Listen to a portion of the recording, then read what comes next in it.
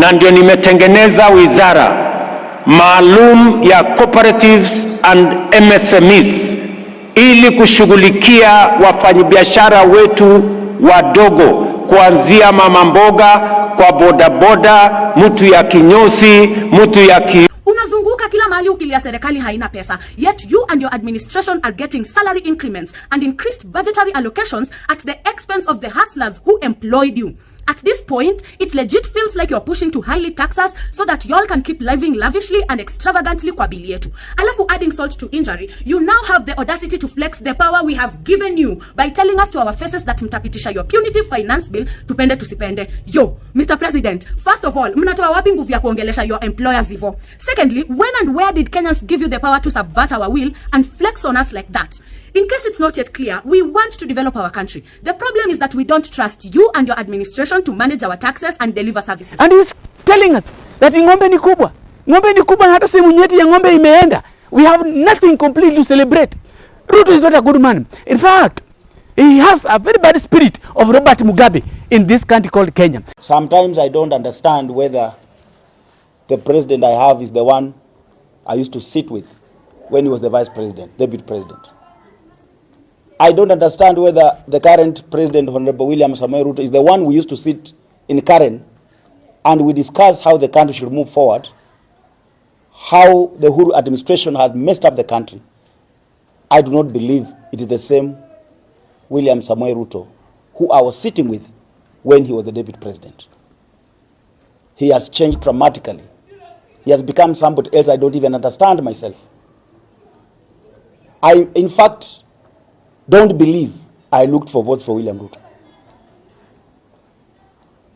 Because he is no longer the person I thought he's going to be.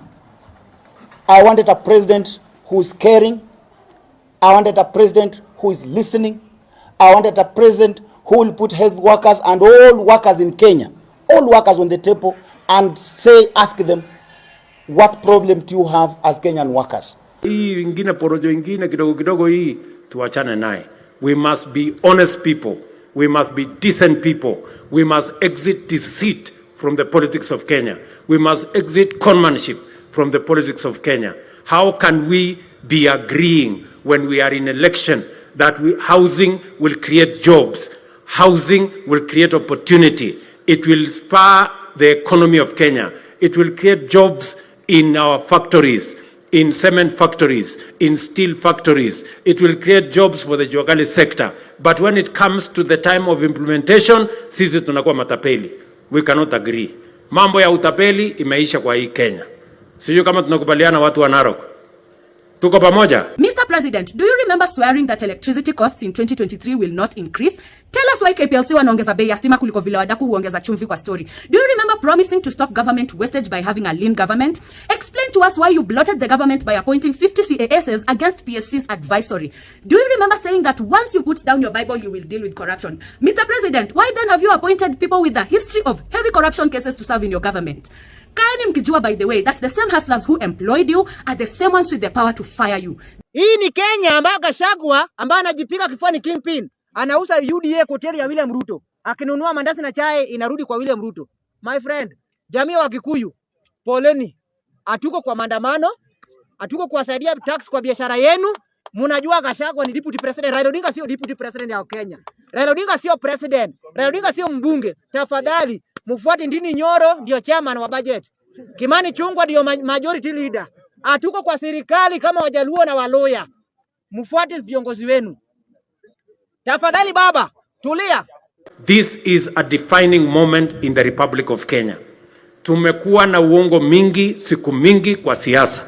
It must come to an end. We must match what we say, what we promise, what is in our manifesto with what we do. Do you remember promising to stop government wastage by having a lean government? Explain to us why you bloated the government by appointing 50 CASs against PSC's advisory. Do you remember saying that once you put down your Bible, you will deal with corruption? Mr. President, why then have you appointed people with a history of heavy corruption cases to serve in your government?